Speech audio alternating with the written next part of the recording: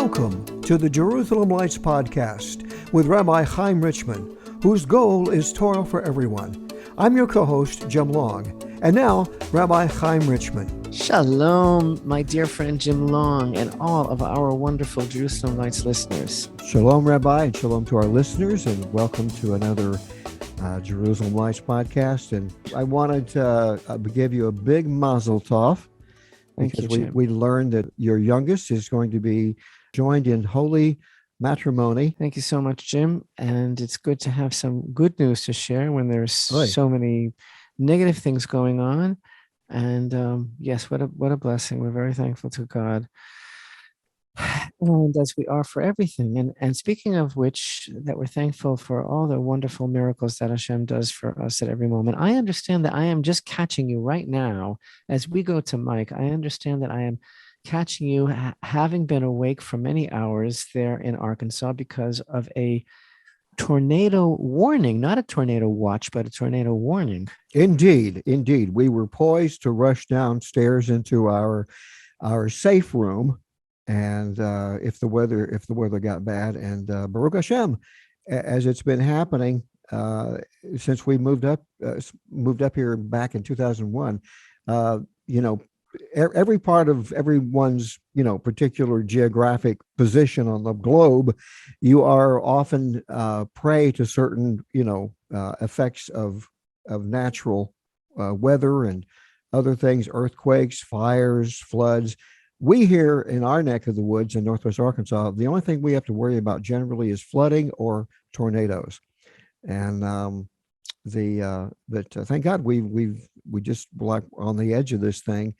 And the one thing that I love about technology is that we have that now to, I got a warning early in the morning on my phone. It woke me up, tornado warning. So thank God. Anyway, we're doing well, and we came out of it unscathed. No bad weather, just a lot of heavy duty rain was all. So, but things in Eretz Israel have not. You've been, you have an earthquake maybe to worry about once in a while, but there's the ever present threat of there's the human earthquake. We have had some minor quakes. Yeah, just lately. Dying simply because you're a Jew. That's something we are currently dealing with a wave of terror, the likes of which we have not had for quite a while.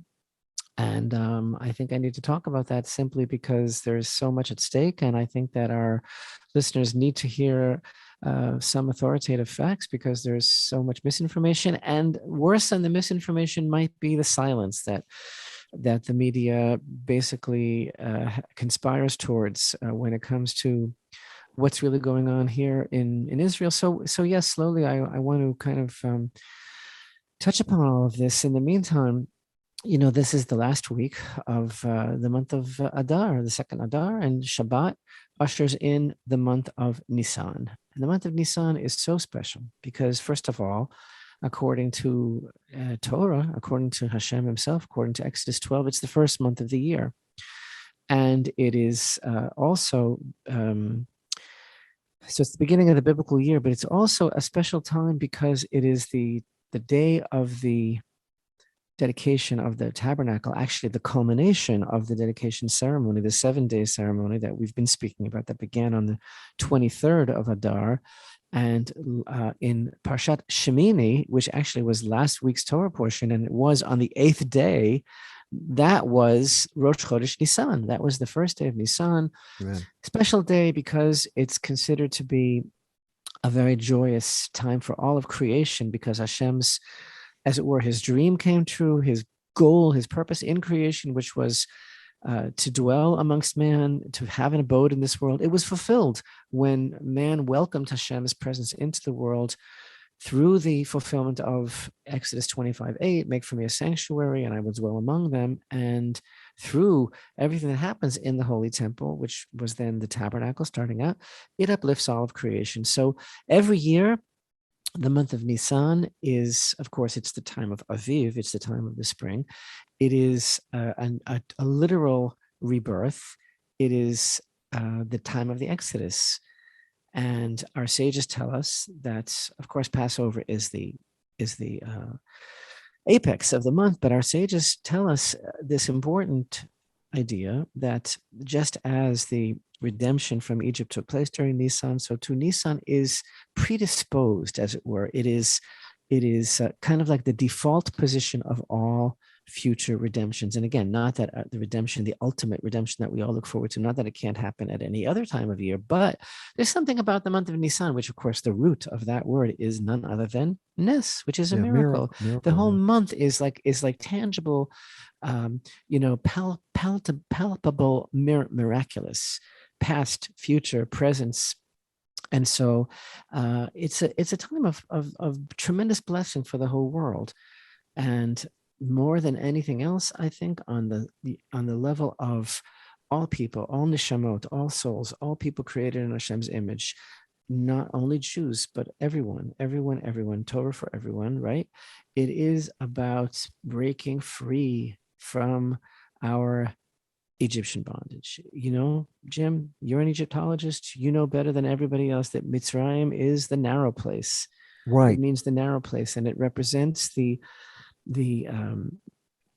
narrow headspace. It represents the servitude, the subservience, the slavery, the mental slavery that we all suffer from. And there's only one master that we can possibly have in this world, and that's Hashem. Yeah. Right? The man said, you got to serve somebody. And the fact is, who will it be? That's the decision. And so Pesach is all about the opportunity to finally break free. And that's why at the Haggadah, at the Seder night, in the Haggadah, in the classic text of the telling over of the story of the Exodus that we use that night, the sages say, whoever does not see themselves this night as if they did not personally leave Egypt has not fulfilled their obligation, because it is a time when we are literally enabled by Hashem to latch on to the potential that's in the very air for freedom and get free. That's an unbelievable message, not only for Israel, but for the entire world. Yeah. It was interesting before we began recording the show, you were talking about this very interesting concept, and the idea of how for everything that Hashem has created, there is the positive and the negative, the yin and the yang aspect of it. And when just invoking the name of the nation in which Israel experienced their subjugation and their growth as a people, Mitzrayim. It's right. When you said that, I immediately thought of all the level of the various meanings of that word, and you just mentioned one of them, which is the idea of constriction and enclosure. But it's interesting. It's a plural word, and it immediately made me think of the fact that there is this multiplicity of problems that we can experience and walk into when we reject the oneness of the Creator, the one true God. And he's, Hashem is the opposite of that multiplicity. He's the unity. And that whole idea that you're mentioning of the one true God experience, and that's the message for the entire world that resonates from Nisan and from Pesach, again, not only for Israel, but it's this promise of true freedom. And that, of course, it should be the legacy of all humanity. All humanity yearns to be free, but that freedom is dependent on our recognition of the Creator, right? Literally, we are not free until we recognize that we are servants. When we realize that we're servants, our sages even say, "Who is a free person? One who is subservient to Hashem is free, because we're free from ourselves, from all of the self-imposed shackles of the klipa of the very verse that you referred to. That verse is so powerful. Ecclesiastes chapter 7 and verse 14. That God made this opposite that. And there are so many different levels of meaning of that verse, but one of them, the understandings on them in the mystical tradition of our sages is that it refers to the fact that there is another side. Yeah. And we don't have to get all heebie-jeebie and it's not a cult. The other Yeah. side means look at a coin, and there are two sides. There are two sides to everything. There are two sides to our experience. There are two sides to our consciousness, and there is, yes, there is a yin and a yang. There is a positive and there is a negative. And the idea is that for everything that we try to strive for and yearn for and accomplish in positivity, there's something that is the opposite of that holds us back, that pulls us back. Every human being knows it. There's the Yetzer Tov, there's the Yetzer Hara. There are two voices that we're always struggling with, this dichotomy of it's free choice. It's all about free choice, but the realm of, so to speak, evil, as it were, which is not a separate entity, God forbid. It's not something that is fighting against us, that there's a power against Hashem, but it's the evil that we create. But that realm, it is strengthened by our own choices, our own bad choices. Yeah. That's really what the whole thing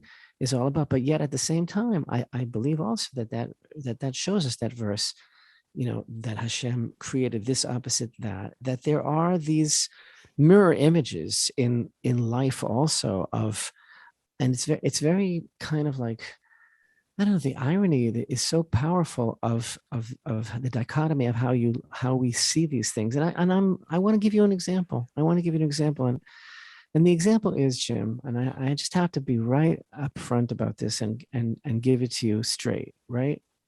There's so much that I want to tie into this, but this Shabbat, April 2nd, is Rosh Chodesh Nisan.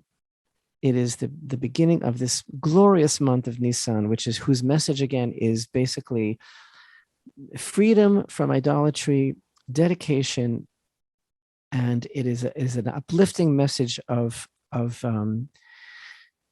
redemption, really, for all humanity. That's what Nisan is all about: the time of the dedication of the tabernacle, the month of redemption, the month of the exodus from Egypt. And this April 2nd is also the beginning of the Muslim month of Ramadan. Yeah. Yeah. The holy month of Ramadan. So now I'm not a scholar of Islam, and I would really like to appreciate and understand what it's all about, because I live here in the Middle East and my neighbors are Muslim, and that my vision is for a united humanity. I really, really would like to believe that, as naive as it sounds. So I'm looking up online, what is Ramadan really all about? That it's the month in which the Prophet Muhammad, according to Islamic tradition, first began to receive the revelation of the teachings of the Quran. And it's a holy month, right? Mm-hmm. So that during Ramadan, Muslims fast during the day, and they only break their fast at night, and they're also supposed to be abstaining from other pleasures, also sex, and also smoking, I'm reading, from sunrise to sunset each day. Yeah. Okay? But the bottom line is that the main purpose of Ramadan is, and I quote, to grow spiritually and become closer to Allah and their loved ones. And so I'm reading here as follows, and I quote, Ramadan is a time to practice self-restraint and self-reflection. Fasting is seen as a way to cleanse the soul and have empathy for those in the world who are hungry and less fortunate.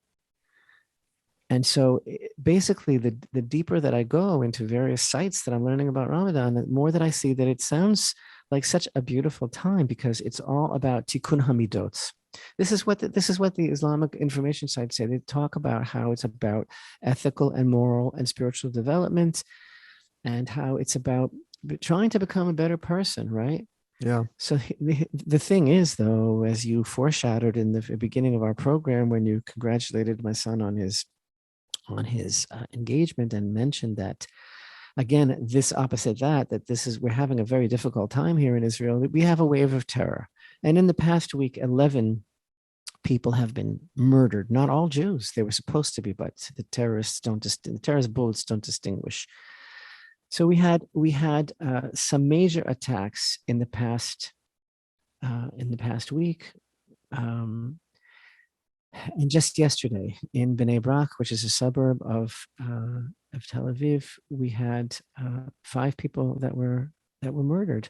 2 of them were fathers of small children. One of them, who protected his 2-year-old child from the gunfire, was killed. An Arab Christian policeman was killed. and it's a terrible wave of terror that's going on, and it's all about Ramadan somehow. And I can't figure that out exactly how that works. Somehow, Yeah. this has been associated with Ramadan, and the president of Israel, Isaac Herzog, is planning to travel today to Jordan for talks with King Abdullah II about, and they say that it's about how to try and lower tensions between Israelis and Palestinians ahead of the holy month of Ramadan.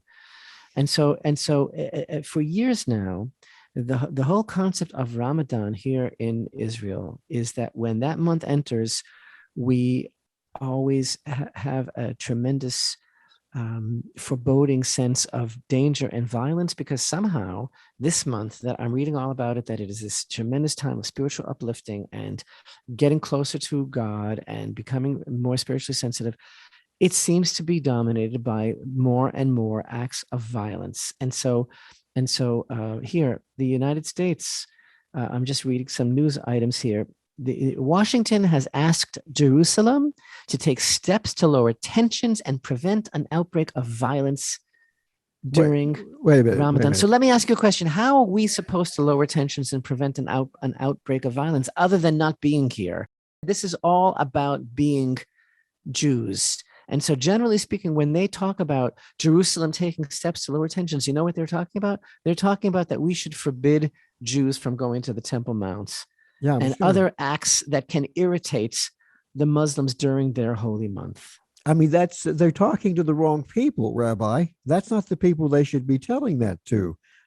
One of my frequent trips to Egypt, but I was sitting on the Nile on a boat where we had been taken to dinner, and it was the middle of Ramadan. The young man that we had hired to be our interpreter walked over to me. He'd been very nice the whole trip, and he told me, he said, you know, Jim, he said, this is the middle of Ramadan, and he said that's when the angel Gabriel comes to us and gives us strength to overcome the infidels. He said, if I wanted, he would give me strength to throw you into the Nile right now. And I thought, well, what a lovely thought. Thank you. And I'm paying you, by the way, to be my interpreter. I was stunned. I was stunned, because that's why I'm saying they're talking to the wrong people. I'm trying to, first of all, I'm glad he didn't throw you into the Nile, Jim. And if he would have, I hope you would have gotten your money back for that, because he was actually your interpreter. Yeah. I find all of this so, I don't even know what the word is. Irony is not the right word, but this, you know, the whole idea of how it's being sold, Ramadan, to the world, the concept of what it's supposed to be and how it's translated in terms of violence. You know, the death toll from yesterday's attack brings the number of people killed in the last week to 11, right? Mm-hmm. So last Tuesday, 4 people were killed in Beersheba in a stabbing and ramming attack by an Israeli Arab, right? On Sunday, 2 were killed and 6 were wounded in a shooting attack in Hadera. And then yesterday, 5, that's 6. And then yesterday, 5 more were killed.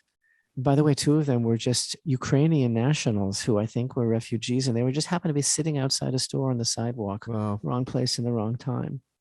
So the amazing thing, though, is that while all of this was going on, like, the main story that I've been reading about, in addition to the fact that Russia is still in the Ukraine after 5 weeks, et cetera, and all of the unbelievable details, and the 4 million people that are displaced, and the world's reaction, et cetera, et cetera. But the main story that seemed to me to be dominating American press, while my country is once again in flames, seriously. And again, it's Ramadan, Jim. You know that I'm armed.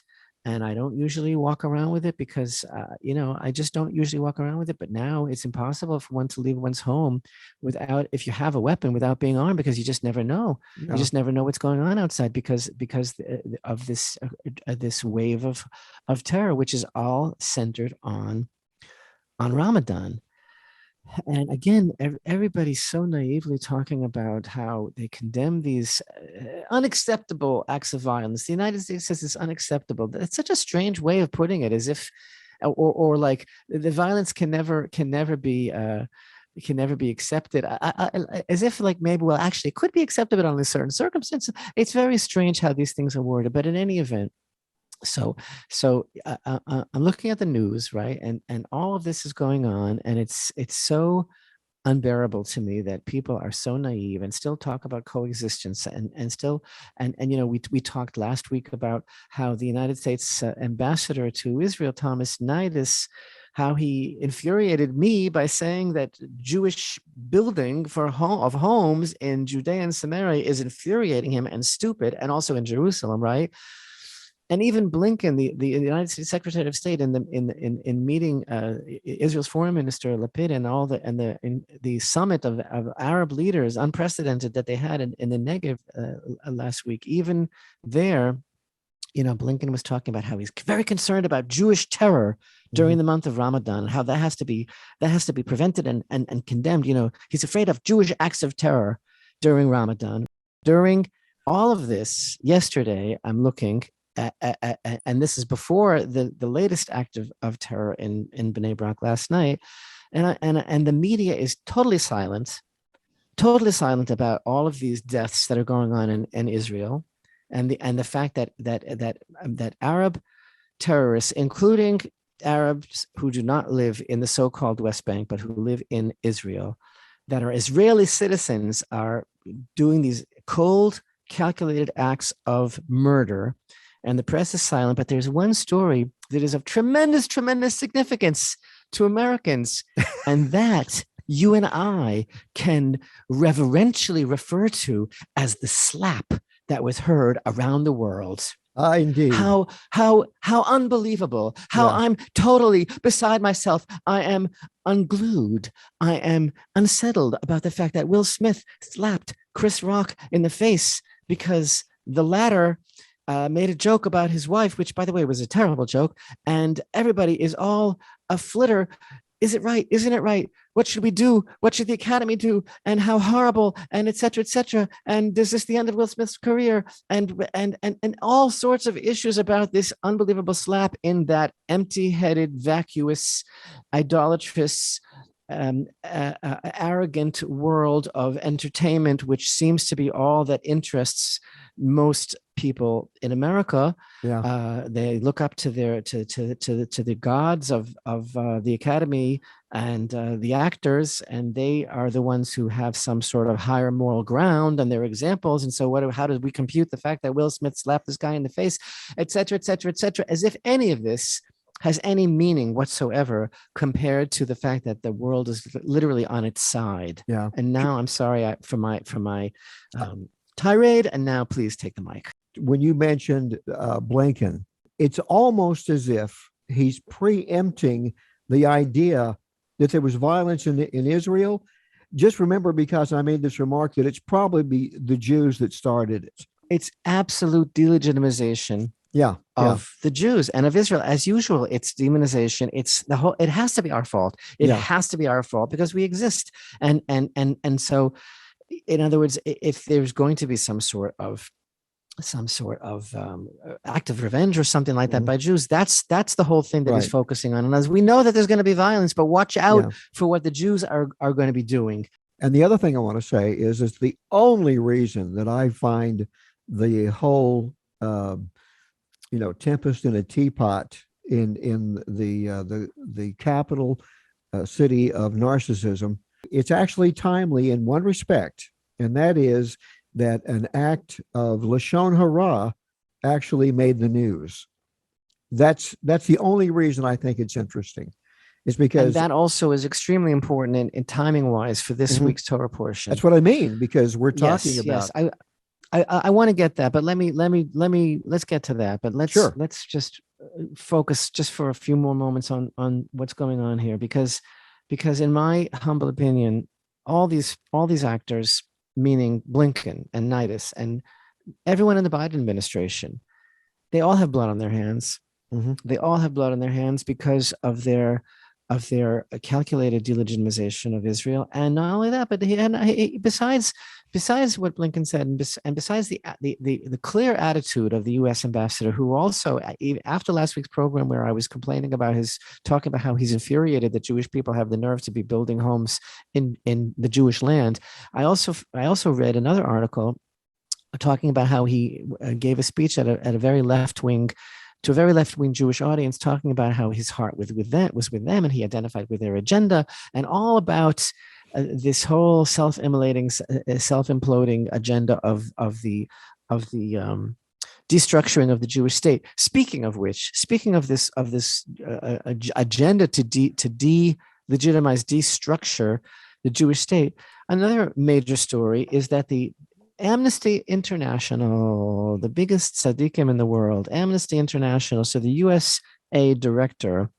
Paul O'Brien, he was giving a speech also, and he explained that he, as the director of Amnesty International, is against the idea of a Jewish state.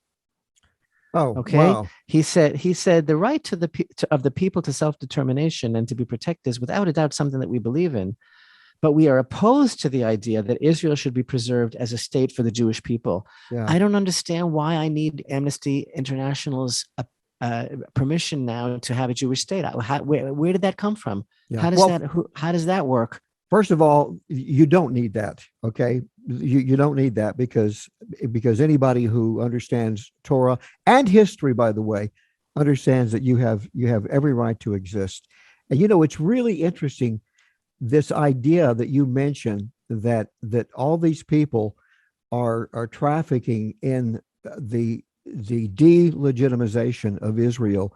This is very much like the whole concept that's being taught in this parsha about the difference between tameh and tahor. This idea of clean and unclean, again, air quotes around those words, and also the entire teachings that have previously that we brought forth in the Torah parshas about the offerings, the korbanot, those and the idea of clean and unclean, tahor and tumeh, are some of the most misunderstood concepts in the Torah. And they're evil. And people sometimes, I've noticed that some rabbis won't even touch them when it comes around to it. Right. But what I'm getting at is that, first of all, the idea of something being tameh doesn't really mean impure. It means loss or an absence of something holy. Exactly. And you know what? Not like dirty, Right. or anything like that in a Yeah. material sense, but spiritually unbalanced and spiritually incomplete, missing some sort of an aspect of light to make it to make it fit in with the Right. world. This is what these wagging tongues out there are doing to the state of Israel and the Jewish people. They are, by delegitimizing you and saying you have no worth, they are basically saying you lack a reason for even existing. That's always been the direction. That is exactly what the underlying unspoken guiding rule of all of this. Yeah, it is, God forbid, it is the world's way of saying you're tameh. Because you have this, and the tumah. That's all about being isolated. That's all about being isolated, as we'll discuss. I want to discuss all that with you. I want to wrap this up. I feel very torn, to discuss this, because I don't feel that I have any sort of mandate. I'm not judging, and that's not what we're about at all. But at the same time, we have to stand up for the truth, which is the whole idea of what Nisan is all about. The whole idea of Passover. It wasn't easy for the Jews in Egypt to stand up and slaughter the God of the Egyptians, right? The whole idea about the Passover lamb. Why is that a chukat olam? Why is it an eternal covenant, the Passover offering? Because that is the purpose of Jewish identity. The entire role of Israelite identity in the world is based on the eternal covenant of the Passover offering, which is to rise up in the teeth of the world to rise up in their face and to slaughter their false gods fearlessly, and to say, no, there's only one God. That's what we do. That's what we do. And nobody likes it. Yeah. Nobody likes it. That's what we're supposed to be doing. So here you have this whole flurry of international activity preparing for what is about to happen, and it's almost like the emperor's new clothes. Like everybody's pretending that everything is okay, and that well, it's Ramadan. So we have a statement like this one coming from who is this coming from? One second, and I will tell you. It is coming from the United Nations Secretary General, in the spirit of the upcoming religious holy days. The Secretary General calls for an immediate end to violence, which only serves to undermine the prospects for peace. And that is the most empty, inane statement that is being repeated decade after decade after decade. It doesn't even mean anything. Yeah, I think so. Yeah. You think that violence undermines the prospects of peace? Okay, so it's all about the fact that Ramadan is coming, and everybody is so concerned because they all know what that means. It means that this terrorist, Dia Hamarash, 26 years old, from the town of Yabad near Jenin, who was in Israel illegal, he gets out of a vehicle in Bnei Brak and gets out on Jabotinsky Street at 7:56 p.m. yesterday, and he begins firing at any victims he could find, killing 2 in a grocery store who were the Ukrainian nationals, and then another person that was driving past in a car. And then he shoots this man who is protecting his 2-year-old from gunfire. Avishai Yecheskel, 29 years old, survived by his pregnant wife and the 2-year-old son, right? So Nidus is infuriated, and Paul O'Brien of the Amnesty International says it shouldn't be a Jewish state, and Blinken says we have to worry about Jewish terror, and it goes on and on and on, and it is. And again, every time you will find this in the media now, because it can't be ignored, you'll always find words like these. The attack, the third deadly terror incident in a week, underlined concerns about an escalating wave of violence ahead of the Muslim holiday of Ramadan. Doesn't anybody think that that's a strange sentence besides me? Underlined concerns about an escalating wave of violence ahead of the Muslim holy month of Ramadan. It's a holy month. It's supposed to be about getting closer to God. Why are we worried about escalating wave of violence? And why is that exactly what happens every single year during Ramadan? Because apparently the real underlying religious principle of holiness for Islam is to kill Jews and anybody else who happens to be around at the time. I'm sorry to be going on and on and on, but it is our lives here, and our children, and our land, and our homes, and our future, and the world, and but the main thing is, oh my goodness, Will Smith was very, very upset with Chris Rock. I don't even know who these people are. Chris Rock for saying something absolutely unacceptable about his wife, which, from what I understand, was really a very nasty and not nice thing to say. I don't see what right a man has to make a terrible joke about another man's wife's appearance, especially when she's not well. In any event, Jim, yes, the thing is about this parsha. So, like you started to say, Parshat Tazria, which begins in the book of Leviticus, chapter 13. Chapter 13. Okay. It begins with laws pertaining to.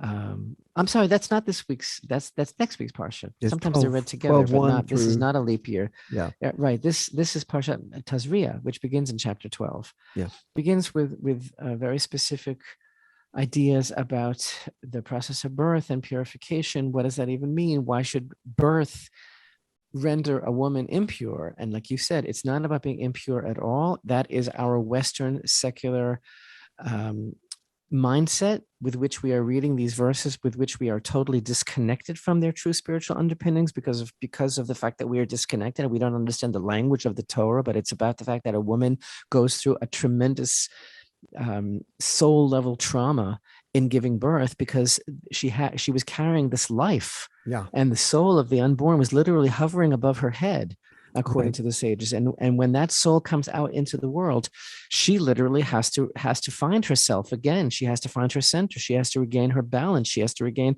her spiritual footing, because she lost the soul that was accompanying her in a way.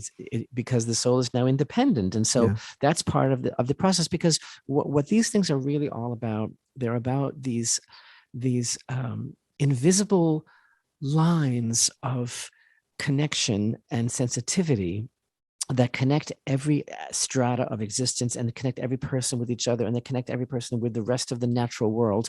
And this calling that the Torah beckons us to, Israel and the nations constantly, the one thing that it always boils down to, the message of Torah, is to be totally sensitive to the moment, to be totally sensitive to every other person, to every changing nuance, to every changing season, to every situation, to every choice that we have, which frankly, again, if you'll pardon me, it seems to me to be the very opposite of what this Ramadan business is all about. And again, I'm not looking here to speak against Islam. I'm looking to understand why there's a greater probability of Jews being murdered when they walk out of their homes during Ramadan than during the rest of the year if it's a holy month. I guess I'm a little bit agitated. Who can blame you? I mean, for the loss of life that Israel has experienced. And I think that one of the reasons that I always look forward to studying Tazria is rewiring people's thinking about these terms, pure and impure. On the one hand, a living body, when it loses its spirit, then decay sets in. And that is a kind of, that then you can invoke the word impurity. But we're talking about a woman giving birth and then losing a life form, and then Baruch Hashem, she goes through a healing process. Not losing, but separating. Separating. It's the separation anxiety. Right. It's all about the separation and anxiety. It's an emotional loss. Depletion. There's she and then the 7 days is what it takes for her after the birth of a male to be restored to wholeness, to being a state of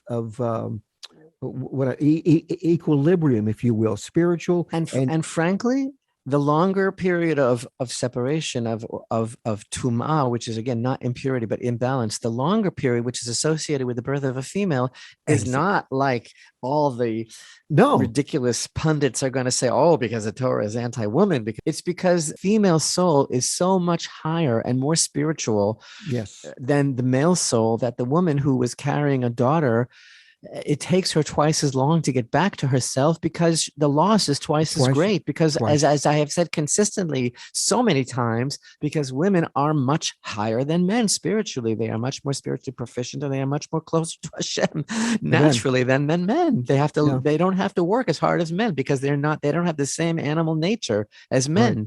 The male child has to be circumcised, because the male child is not considered complete. When we go all the way back to Avraham Avinu, this is the thing that made him. And here again, people always say, well, if he wants you to be circumcised, why weren't you born circumcised? And not without appreciating the beauty of the fact that we are partners in creation, and that Hashem leaves things up to us to be able to make the choice and to be able to make a move towards him. So the first verses, the very first few verses of the parsha, are about this whole idea of birth.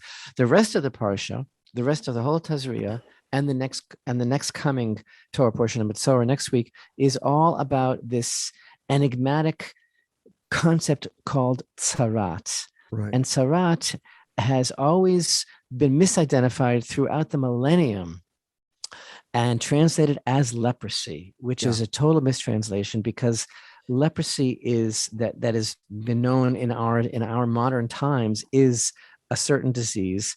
And this is, I guess because certain verses description maybe sounds remotely like the physical manifestation of modern day leprosy, that's why it was mistranslated this way. But the truth is that tzarat, which from this point on in our conversation, we shouldn't even call leprosy. We should just call it tzarat, because because it has no translation. It is a spiritual ailment which has a physical manifestation, and it should be stressed that it is a disease that was never experienced by any other people in the world other than the Israelites, and only then during a very specific period of time. And it is unlike anything else. And our sages speak about this voluminously, the idea that it is a spiritual wake-up call that a person receives. And we're going to see that not only can it be lesions in a person's skin, in a person's scalp, in a person's hair, but it also can appear in a person's clothing. Yeah. And it even, as we'll see next week, can appear in the walls of a person's house. Yeah. And so it kind of like is like concentric circles. Like it can start, let's say, with the outer reach of a person's home, and then it can get closer into their clothes, and then it can get in their body. And our sages talk about the fact that while this is visited upon a person for a number of reasons, the main reason why Hashem would send this blight of Tzarat to a person is because of Lashon Hara. Yeah. Because of bad speech. Lashon Hara, it means so many things. It's tale-bearing, it's gossip. It might even be something that's true, but it causes another person damage. It's not a lie. Lying is a different category. You're not allowed to lie. But Lashon Hara is when a person speaks anything about a person, even the truth, that can somehow damage that person, embarrass that person, make that person feel bad. It's verbal oppression. And even, we need to tell Chris Rock this, and even a joke. Yeah. Even a joke can be forbidden in the Torah because That's it right. is Lashon Hara.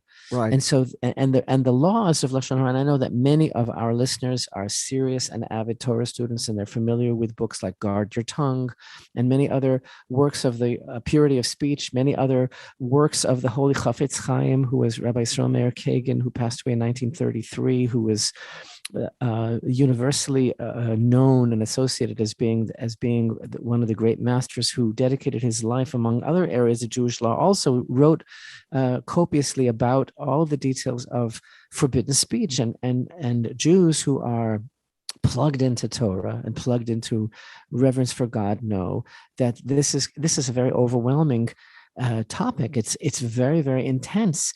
When one is allowed to say something about someone that may be interpreted negatively, only if other people may be in danger, only if other people may be being taken advantage of, then under certain circumstances, certain things can be said. But in general, for a person to make another person feel bad, cause another person any sort of loss, damage, or any sort of hurt is absolutely forbidden. And it's all an outcropping of one of the most important verses in the Torah, namely, and you shall love your neighbor as yourself. Because loving your neighbor as yourself means that what you would not want done to you, you should not do to another person. And and while there are so many levels of understanding and meaning and interpretation, and it's so beautiful and it's so deep, the simplest level of all, which is the most important and the deepest of all, is just that, without any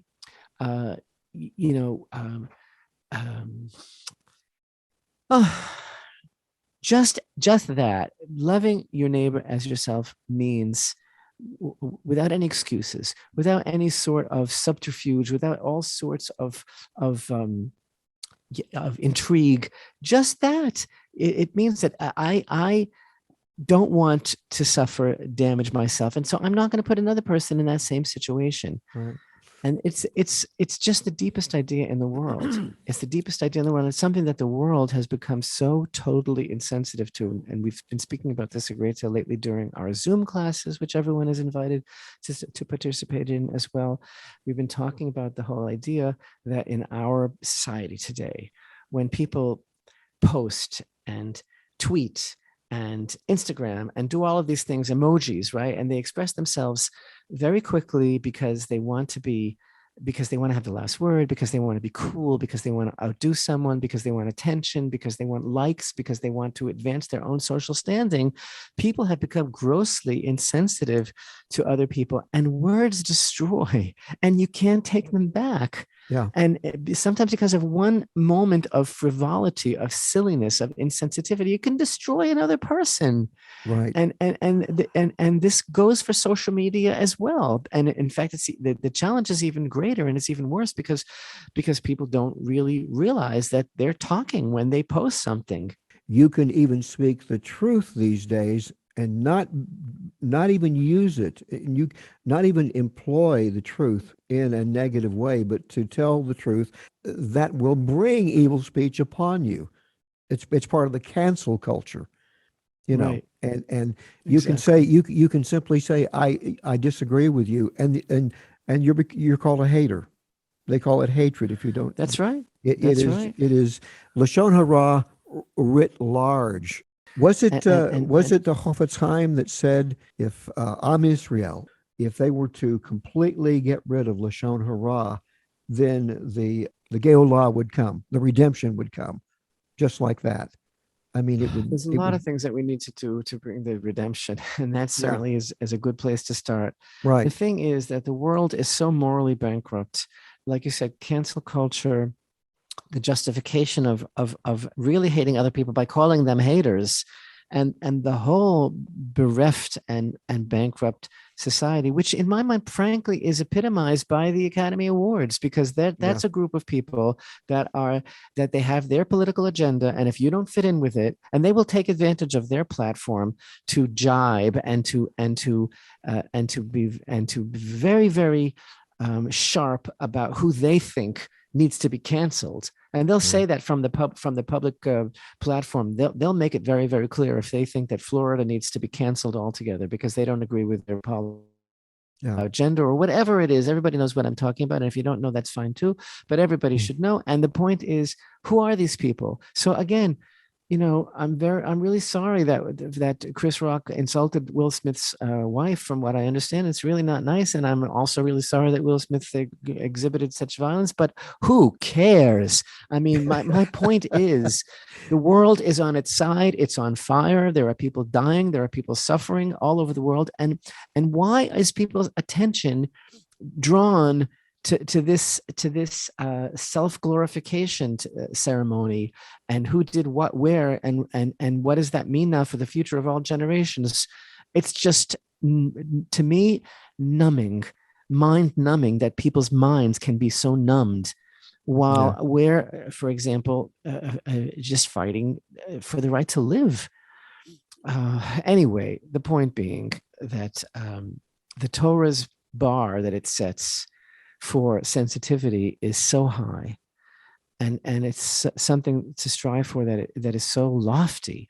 This idea, even the ideas that are expressed by these Torah portions of sensitivity to life and of seeing things for what they really are in terms of spiritual balance, and in terms of how careful we have to be about other people's feelings. You Yes, know, Chris Rock should have been very careful about Will Smith's feelings. Okay, I got that. But how come the media hasn't been reporting about all the people that are being murdered by Arab terror during Ramadan, during pre-Ramadan? It's not even Ramadan yet. Wait till Ramadan was. I know why they're not reporting it, because it's not politically correct to say anything like that. It's only politically correct to say that the Jews are the problem. I want to tell you the deepest thing in the world.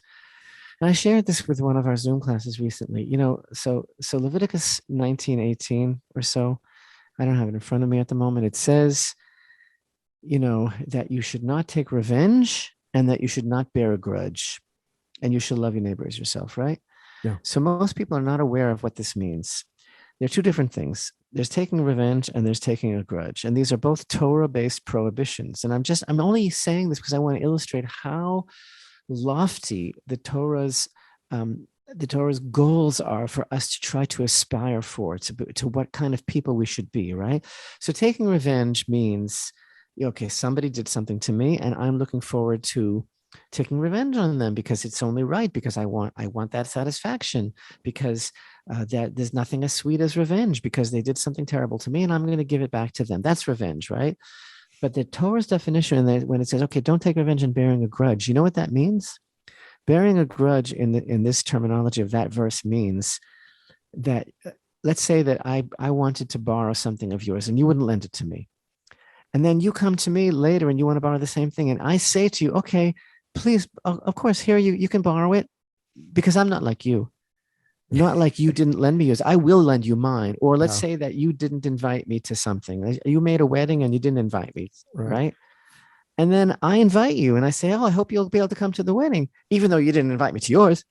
That is a Torah prohibition, Right. not a rabbinical prohibition. Hashem himself said, do not do that. How many times do people do that? All the time. Yeah. People do it all the time. They think, I'm going to teach him a lesson. Or they really think that they have moral high ground and they say, I'm not like you. But you are not allowed to say those words because that is insensitive and it's a type of verbal oppression. So I'm saying that the aspirations that we really have to try and be the best people that we can be all the time, it's so inspiring and it's so high, and we're so not there, and the world is so not there. I think it's ironic.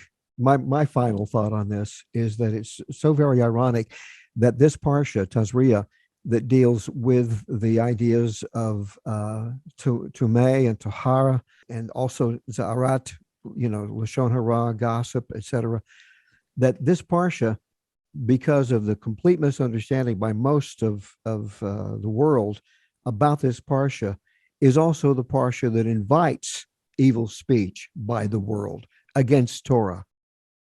Oh my goodness. In the meantime, the month of Nisan is around the corner, and that bespeaks hope and redemption and the promise of redemption, the promise of true freedom, of breaking free from all of our idolatry, our self-worship, our self-aggrandizement, our fears, and really turning to Hashem and uniting and standing up against all the idolatrous forces in the world. That's what true freedom is all about.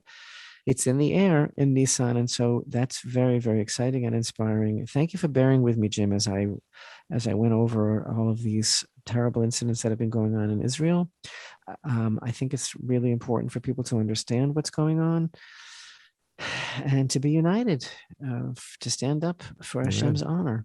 Amen. And may we hear only good news, and Nisan, the original redemption from Egypt, occurred, and so too our sages teach that the redemption can occur again, will occur again in Nisan, and that certainly is our hope. And may we hear good news only. And I don't know, maybe we should get an Academy Award for this performance today. Don't slap me. And you know what? I'm just so thankful to Hashem for all of the wonderful, wonderful miracles that He does for us at every moment. That's how I express myself, and thanking Him for the engagement of our son Shlomo and Michal. And they'll be getting married soon with God's help, and making a brighter world, Bezrat Hashem. Amen. That's our job, to make the world ever brighter and ever better by making ourselves into better people. Chodesh Tov, blessings for a beautiful, spiritually fulfilling, uplifting month of Nisan.